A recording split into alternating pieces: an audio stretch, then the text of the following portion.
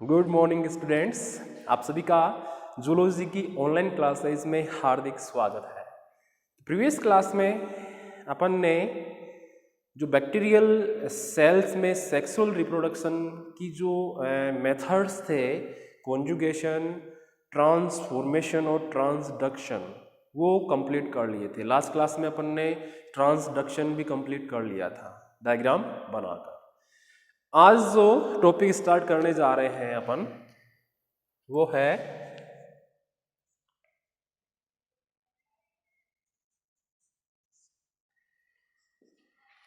अपने इन्वायरमेंट में विभिन्न प्रकार के बैक्टीरिया हैं, जैसे ह्यूमन्स है, एनिमल्स है, उनमें डिजीज पैदा करने वाले ग्राम पॉजिटिव बैक्टीरिया भी है, ग्राम नेगेटिव बैक्टीरिया भी है। ठीक है, तो मेडिकल इंपॉर्टेंस के कौन कौन से बैक्टीरिया हैं अपने इस इन्वायरमेंट में, तो उनकी स्टडी अपन करेंगे, क्योंकि अपने सिलेबस में यूनिट सेकंड में भी मेंशन किए हुए हैं ग्राम जो बैक्टीरिया है मेडिकल इंपॉर्टेंस के, चिकित्सा महत्व के जो जीवाणु है उनका जिक्र किया गया है, जैसे ग्राम पॉजिटिव है, नेगेटिव है। तो आज का अपना पॉइंट रहेगा चिकित्सा महत्व के जीवाणु, जिन्हें अपन बोलेंगे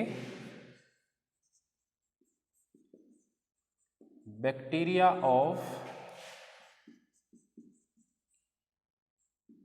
मेडिकल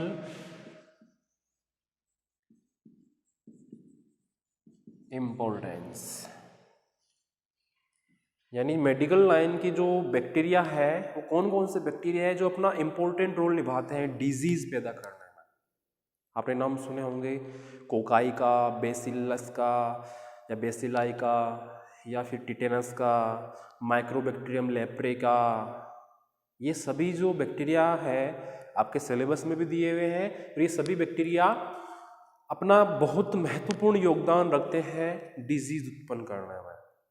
जिसे सबसे पहले मैं लूं gram positive bacteria. Gram positive bacteria की अगर बात करें तो इसमें सबसे पहला मैं एग्जांपल ले रहा हूं कोकाई का, कोकाई बैक्टीरिया। अगर आपको प्रीवियस क्लास का कुछ याद हो, पिछली क्लास का कुछ याद हो, तो कोकाई बैक्टीरिया हमेशा राउंड शेप रखते हैं, यानी कि यह कैसे होते हैं, गोल आकृति के होते हैं, छोटे छोटे गोल आकृति के होते हैं, एग लाइक, अंडे नुमा। ठीक है, इनका व्यास लगभग 0.51 μm या माइक्रोमीटर के लगभग होता है। कैसे होते हैं, राउंड शेप के होते हैं कोकाई बैक्टीरिया, और व्यास 0.51 μm के लगभग होता है इनका। ये जो कोकाई बैक्टीरिया होते हैं यह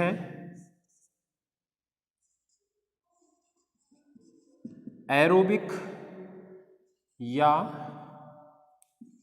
फैकल्टेटिव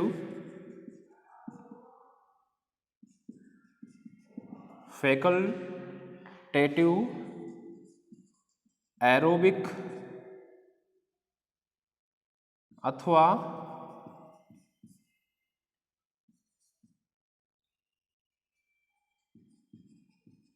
एनारोबिक रेस्पायरेशन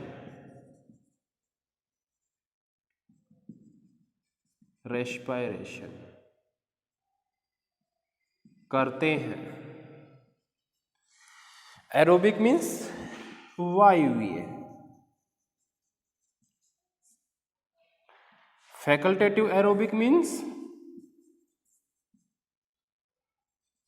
विकल्पी वायवीय, और एनारोबिक मीन्स अवायवीय। यानी कि कोकाई टाइप के जो राउंड शेप के जो बैक्टीरिया होते हैं वह ऑक्सीजन की उपस्थिति में यहाँ या ऑक्सीजन की अनुपस्थिति में यहाँ ऑक्सीजन को एक विकल्प के रूप में यूज में लेकर रेस्पिरेशन की क्रिया करने वाले बैक्टीरिया होते हैं। इसीलिए मैंने ये तीनों लिखे हैं यहाँ पे। ये जो कोकाई बैक्टीरिया है, अगर यह अलग अलग कोशिकाओं के रूप में रहते हैं, जैसे एक कोकाई बैक्टीरिया ये है, दूसरा बैक्टीरिया ये है, कोई तीसरा बैक्टीरिया ये है, तो ऐसे कोकाई बैक्टीरिया को कहेंगे अपन ओनली कोकाई। क्या बोलेंगे? कोकाई। अगर यही कोकाई बैक्टीरिया ग्रुप बनाकर रहे, जैसे एक कोकाई बैक्टीरिया ये रहा, ये दूसरा कोकाई बैक्टीरिया और इसके पास अगर चिपक गया, तो इसे अपन कोकाई न बोल के क्या बोलेंगे? डिप्लोकोकाई, क्योंकि दो कोकाई बैक्टीरिया है इसलिए डिप्लोकोकाई। अगर दो की जगह दुगने हो जाए, 4 हो जाए, मान लो 1 2 3 और 4, ये 4 हो गए, तो क्या बोलेंगे इसको? टेट्रा कोकाई, क्योंकि 4 है तो टेट्रा कोकाई, 2 है तो डिप्लोकोकाई। अगर यही कोकाई बैक्टीरिया आपस में एक चेन या माला, मनकों की माला समान चेन बना ले, जैसे ये कोकाई बैक्टीरिया है, फिर ये आ गया, फिर ये आ गया, फिर ये आ गया, फिर ये, तो ऐसे एक चेन बना लेते हैं अगर, तो ये कहलाते हैं स्ट्रेप्टोकोकाई। स्ट्रेप्टोकोकाई। ये क्या, कौन सी रचना बनाई है इन्होंने? किसी माला, कोई चेन या माला समान, मनकों की माला, जो अपन गले में माला पहनते हैं, जो इसमें बहुत ही मनिये से होते हैं, वैसे ये चेन बना लेते हैं। तो ऐसे कोकाई बैक्टीरिया को क्या बोलते हैं? Streptococci bacteria. अगर यही बैक्टीरिया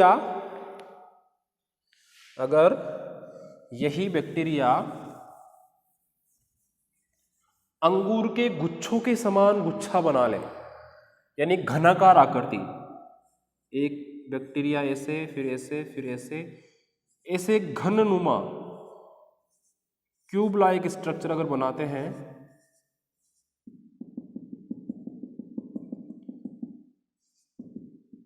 तो इसे बोलेंगे अपन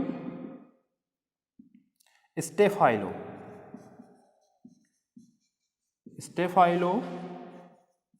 कोकाई। कैसी रचना बनाई है इसने? घनीय, क्यूब लाइक। और ये कैसी है? मनकों की माला के समान। तो इस तरह से अपन कोकाई बैक्टीरिया के विभिन्न रूपों को आसानी से समझा सकते हैं कि अगर प्रत्येक कोकाई बैक्टीरिया की सेल्स अलग अलग रहती है तो इन्हें कोकाई बैक्टीरिया बोलेंगे। अगर 2 सेल्स ग्रुप बनाकर रहे तो डिप्लोकोकाई बोलेंगे। अगर 4 कोकाई बैक्टीरिया ग्रुप बनाकर रहे तो टेट्रा कोकाई। टेट्रा मीन्स क्या होता है? 4, डिप्लो मीन्स 2। अगर यही कोकाई बैक्टीरिया एक मनकों की माला के समान चेन बनाते हुए उपस्थित हो तो स्ट्रेप्टोकोकाई कहलाएंगे। अगर यही कोकाई बैक्टीरिया एक घन समान या अंगूर के गुच्छों समान गुच्छा बनाकर रहे तो क्या कहलाएंगे? स्टेफाइलोकोकाई कहलाएंगे। तो ये डायग्राम्स भी आपको बनाने हैं ताकि समझने में आसानी रहे। क्लियर है यहाँ तक? ठीक है। ये जो कोकाई बैक्टीरिया है, इनके स्टेनिंग ग्रहण करने, ये जो ग्राम स्टेनिंग करते हैं उसके ग्रहण करने एवं ग्रहण न करने के आधार पर अपन इसे 2 टाइप्स में डिवाइड करते हैं। एक तो ग्राम पॉजिटिव कोकाई और एक ग्राम नेगेटिव कोकाई। इतना क्लियर समझ में आ गया होगा आपके? ठीक है।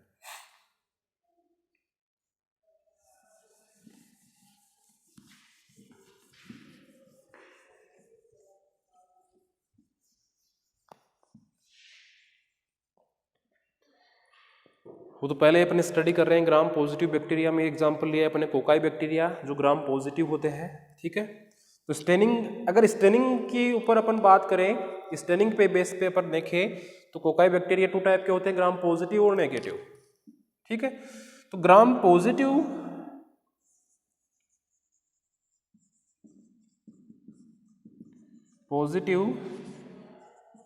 Cocci bacteria. फर्स्ट नंबर की अगर बात करें अपन तो इनके कुछ जनरल कैरेक्टर्स अपन देख लेते हैं ताकि इनको समझने में अपने को आसानी रहे। जनरल कैरेक्टर्स, जनरल कैरेक्टर्स की बात करें तो ये जो ग्राम पॉजिटिव कोकाई बैक्टीरिया है इनकी सेल्स में क्रोमेटोफोर्स उपस्थित होते हैं।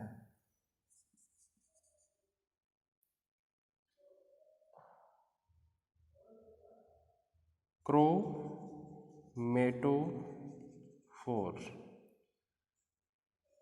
प्रेजेंट होते हैं। सॉरी, क्रोमेटोफोर नहीं है, साइटोक्रोम है।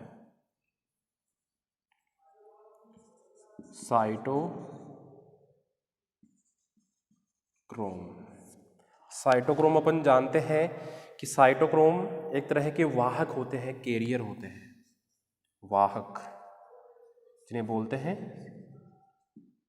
कैरियर। यानी यह एक स्थान से इलेक्ट्रॉन्स को दूसरे स्थान पर ट्रांसफर करने का काम करते हैं साइटोक्रोम। जैसा कि मैंने आपको बीएससी फर्स्ट ईयर में इलेक्ट्रॉन ट्रांसपोर्ट सिस्टम में बताया था, वहाँ पे साइटोक्रोम का जिक्र हुआ था। Cytochrome C, cytochrome B1, A1, A3, तो ये वही साइटोक्रोम है जो ग्राम पॉजिटिव बैक्टीरिया के अंदर भी प्रेजेंट होते हैं। ये था फर्स्ट जनरल कैरेक्टर। दूसरे की बात करें, यह ऑक्सीजन का यूज रेस्पिरेशन हेतु करते हैं या कर सकते हैं। O2 का यूज रेस्पिरेशन हेतु करते हैं या कर सकते हैं, जो अपन ने पहले ही समझ लिया है। ये था इसका दूसरा का जनरल कैरेक्टर। अगले बात करते हैं, कुछ कोकाई बैक्टीरिया स्पोर को अपन बोलते हैं बीजाणु। क्या बोलेंगे? बीजाणु। कुछ कोकाई बैक्टीरिया स्पोर्स बना सकते हैं यानी बीजाणु बना सकते हैं और कुछ नहीं बना सकते हैं। ये इसका तीसरा जनरल कैरेक्टर हो गया। एक और देख लेते हैं, कुछ एनिमल्स में यह कोकाई बैक्टीरिया एनारोबिक कंडीशन में, कौन सी कंडीशन में? एनारोबिक कंडीशंस में फर्मेंटेशन की विधि द्वारा एनर्जी बनाते हैं। कौन सी विधि द्वारा?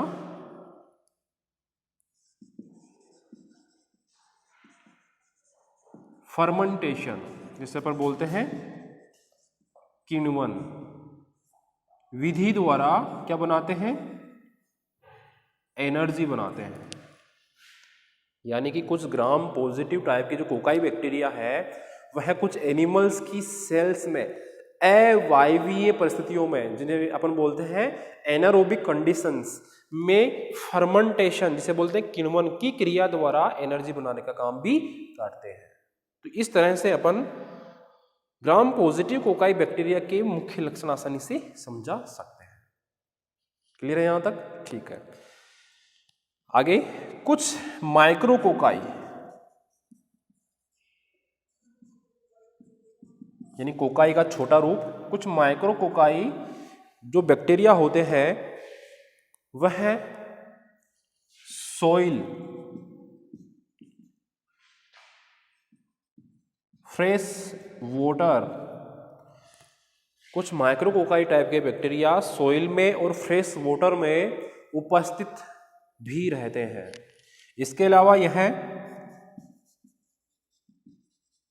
एनिमल्स व ह्यूमंस की स्किन पर भी उपस्थित रहते हैं। सॉइल और फ्रेश वाटर में तो मिलते ही हैं, इसके अलावा एनिमल्स और ह्यूमंस की जो स्किन है उसके ऊपर भी ये कोकाई बैक्टीरिया उपस्थित होते हैं। इनके द्वारा बनाई गई कॉलोनी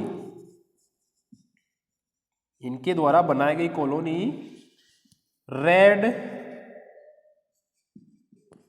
येलो कलर की होती है। कौन से कलर की? रेड येलो कलर की होती है। इस तरह से अपन कोकाई बैक्टीरिया की सामान्य जानकारी को आसानी से समझ सकते हैं डायग्राम बनाकर, और उनके जनरल कैरेक्टर्स, पॉजिटिव कोकाई जो बैक्टीरिया है उनके जनरल कैरेक्टर्स को आसानी से समझ सकते हैं। ये तो अपन ने सामान्य जानकारी की बात कर ली। अब अपन स्पेशल किसी बैक्टीरिया का एग्जाम्पल लेंगे कोकाई में। सबसे पहले लेंगे अपन स्टेफाइलोकोकाई, जो अंगूर के गुच्छों के समान दिखाई दे रहे थे। इतना क्लियर है? बिल्कुल थ्योरेटिकल पार्ट है। आपको मैं इन मेडिकल इंपॉर्टेंस के जो बैक्टीरिया है इनमें से एक बैक्टीरिया ही करवाऊंगा, बाकी सारे बैक्टीरिया आपको इसी वे में खुद पढ़ने होंगे, क्योंकि बिल्कुल थ्योरेटिकल पार्ट है। पढ़ो और समझो, आसानी से क्लियर हो जाएगा। ऐसा नहीं है कि अपन बैक्टीरिया को सारे लेके अपन बैठ जाए तो अपना बाकी का सिलेबस फिर नहीं हो पाएगा। इसीलिए मैं आपको बता देता हूं कि कैसे अपन को इन पॉइंट्स को कवर करना है। वो तरीका जब आपको पता चल जाएगा तब आप आसानी से बाकी के जो बैक्टीरिया है उनको भी पढ़ सकते हो। जैसे टिटेनस है, माइक्रोबैक्टीरियम लेप्रे है, वो सभी बैक्टीरिया आपके सिलेबस में मेंशन किए हुए। उनमें से कोई एक बैक्टीरिया पे क्वेश्चन आता है, जैसे टिटेनस पे पूछ लिया, या स्टेफाइलोकोकस पे पूछ लिया, या स्ट्रेप्टोकोकस पे पूछ लिया, या माइक्रोबैक्टीरियम लेप्रे पे पूछ लिया, किस पे भी पूछा जा सकता है। ठीक है, तो सबसे पहले जो एग्जांपल ले रहे हैं आज अपन कोकाई बैक्टीरिया में, वो है स्टेफाइलोकोकाई। और इसका अपन को ये पता चला है कि यह एक घन के समान या एक क्यूब के समान या अंगूर के गुच्छों के समान दिखाई देते हैं। फर्स्ट ले रहे हैं अपन कौन सा? Staphylococci bacteria. ठीक है, staphylococci bacteria gram positive type के राउंड शेप के बैक्टीरिया होते हैं, ये पता है अपन को। राउंड शेप के ग्राम पॉजिटिव टाइप के बैक्टीरिया होते हैं। यह बैक्टीरिया ग्रेप्स या अंगूर के समान गुच्छों में दिखाई देते हैं। जैसे अंगूर गुच्छों में लगते हैं, ऐसे अंगूर खाए ना सभी ने, तो कोई मना ही नहीं कर सकता इस चीज के लिए। तो जैसे अंगूर गुच्छों में होते हैं, वैसे ही ये स्टेफाइलोकोकाई बैक्टीरिया भी अंगूर के या ग्रेप्स के गुच्छों के समान उपस्थित होते हैं। इनके द्वारा बनाई गई कॉलोनी में पिगमेंट्स उपस्थित होते हैं। कॉलोनी में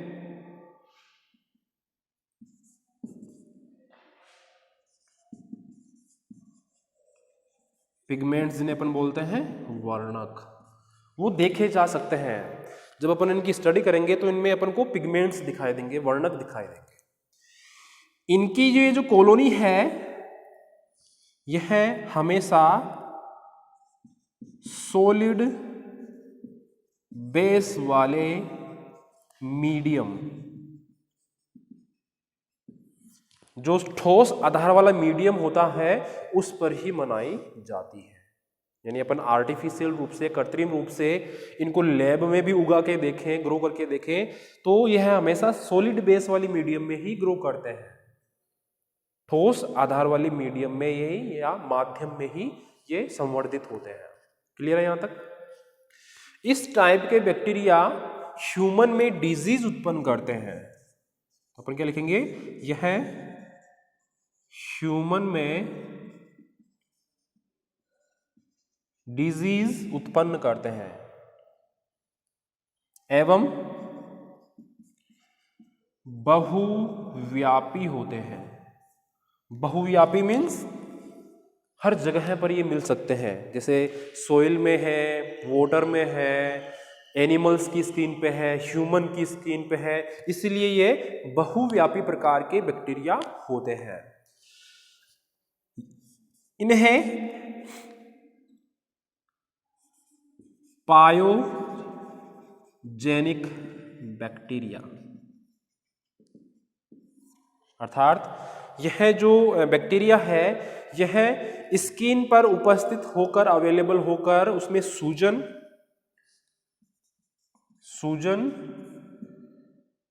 मवाद जिसे बोलते हैं पस युक्त घाव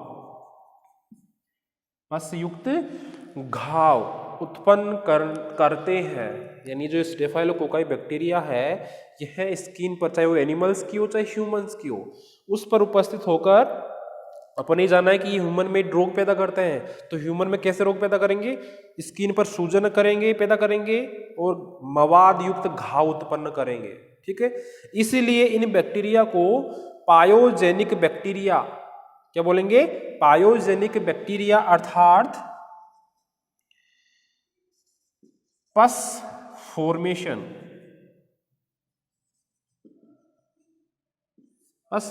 वाले बैक्टीरिया कहा जाता है, क्योंकि इन बैक्टीरिया द्वारा मवाद युक्त घाव उत्पन्न किए जाते हैं। इसीलिए इन बैक्टीरिया को क्या नाम दिया गया है? पायोजेनिक या पस फॉर्मेशन करने वाले बैक्टीरिया कहा जाता है। क्लियर है यहां तक? ठीक है, आगे बात करते हैं।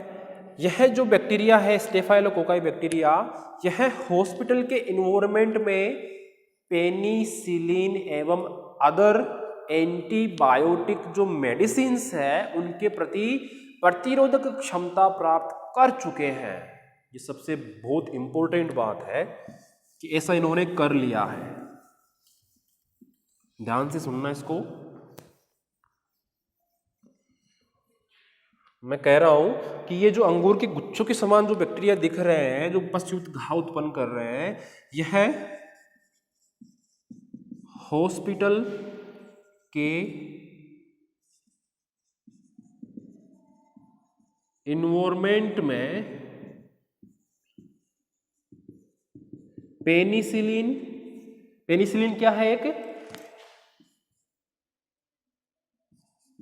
एंटीबायोटिक मेडिसिन है। तो यह जो स्टेफाइलोकोकाई बैक्टीरिया है यह हॉस्पिटल के इन्वायरमेंट में पेनिसिलिन और अदर जो एंटीबायोटिक मेडिसिन्स है उनके प्रति इम्यूनिटी का गुण रखते हैं या प्रतिरोधक क्षमता रखते हैं।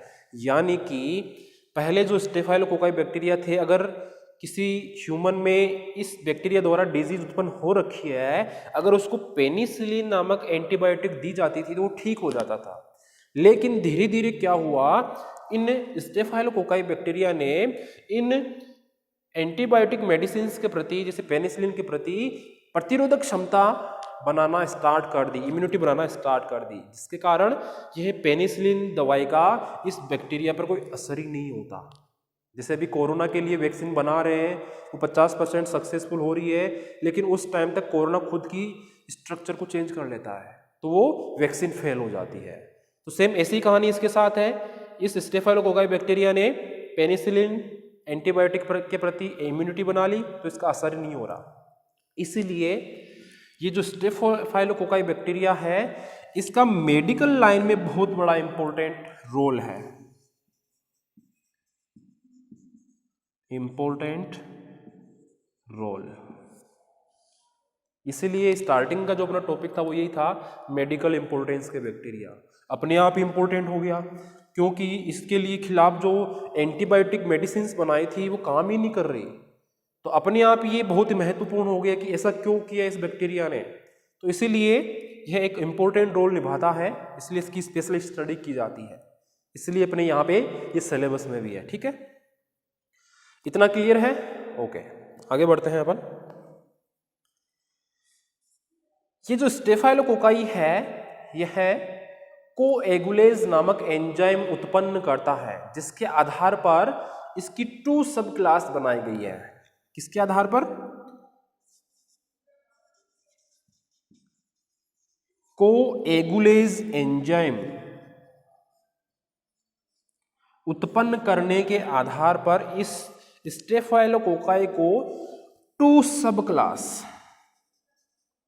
टू सब क्लास, यानी उप क्लासों में विभाजित किया गया है। पहले तो है स्टेफाइलोकोकस ओरियस और सेकंड है स्टेफाइलोकोकस एपिडर्मिडिस।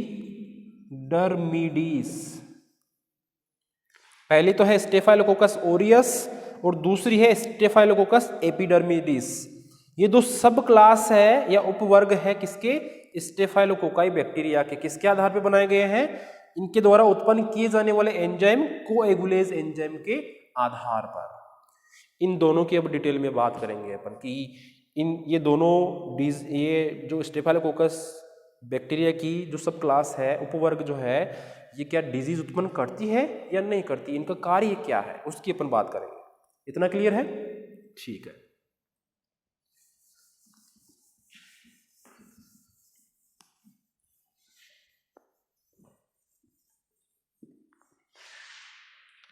फर्स्ट जो क्लास है स्टेफाइलोकोकस ओरियस, ये क्लास ओरियस क्लास इसे बोलते हैं पायोजेनिक, पायोजन,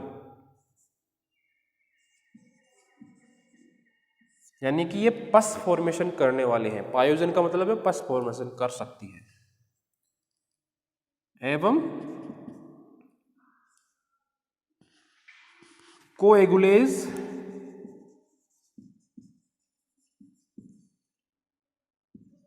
एंजाइम बनाने वाली, यानी कि यह पस फॉर्मेशन या पायोजन टाइप की सब क्लास है और यह कोएगुलेज एंजाइम भी उत्पन्न करती है एवं इसके द्वारा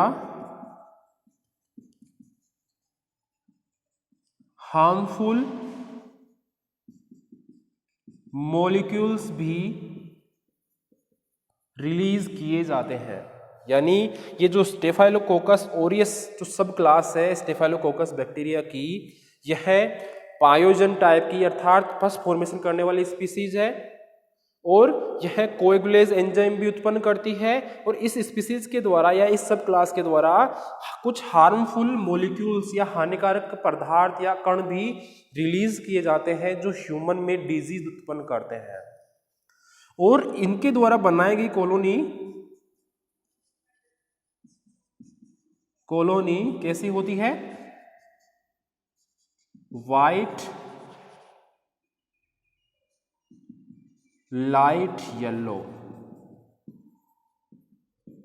कलर की, यानी कि स्टेफाइलोकोकस ओरियस अगर किसी ह्यूमन में इन्फेक्शन कर रहा है तो वहां पर अगर इनकी पहचान की जाए तो इनकी जो कॉलोनी बनती है वो वाइट लाइट येलो कलर की बनती है, कुछ सफेद हल्के पीले रंग की ये कॉलोनी बनाते हैं।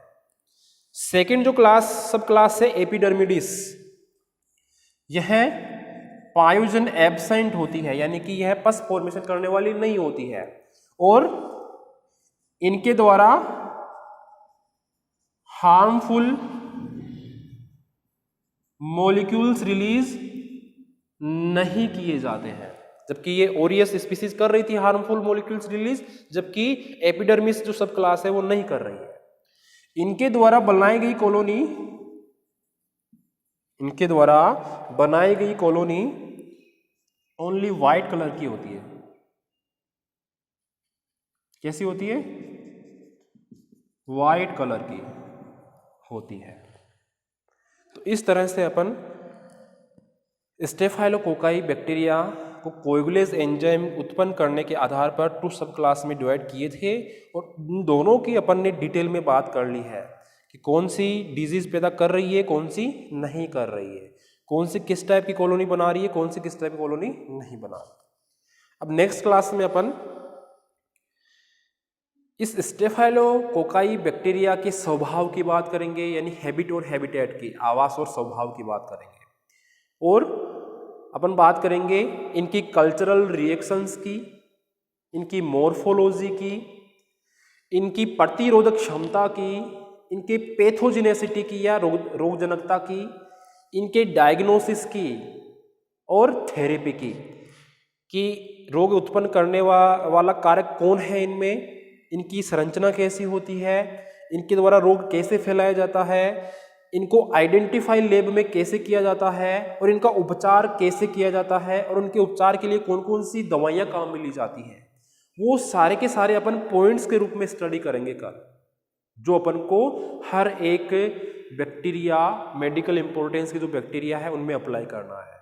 यानी जैसे टिटेनस भी जो डिजीज़ है उसमें भी अपन उसकी हैबिट और हैबिटेट की बात करेंगे, उसकी मॉर्फोलॉजी की बात करेंगे, उसकी साइज की बात करेंगे, उसकी शेप की बात करेंगे, उनकी कल्चरल रिएक्शंस की बात करेंगे, उनकी पैथोजेनेसिटी की बात करेंगे, उनकी थेरेपी की बात करेंगे, उनके डायग्नोसिस की बात करेंगे और उनके उपचार की अपन बात करेंगे। तो इस तरह से ये जो सिस्टम अपनाया है अपन ने, ये सारे के सारे जो बैक्टीरिया है मेडिकल इंपॉर्टेंस के, सेम सभी में वही करना है। बस डिपेंड ये करेगा, जो चेंज अपन को करना है वो डिपेंड करेगा कि बैक्टीरिया कौन सा है, उसकी साइज क्या है, आकृति क्या है, उसका रोगजनक कौन सा है। तो मैं आपको एक या दो बैक्टीरिया यहाँ पे क्लियर करवाऊंगा, उसके बेस पे आपको बाकी के सारे बैक्टीरिया पढ़ने होंगे। ठीक है, धन्यवाद।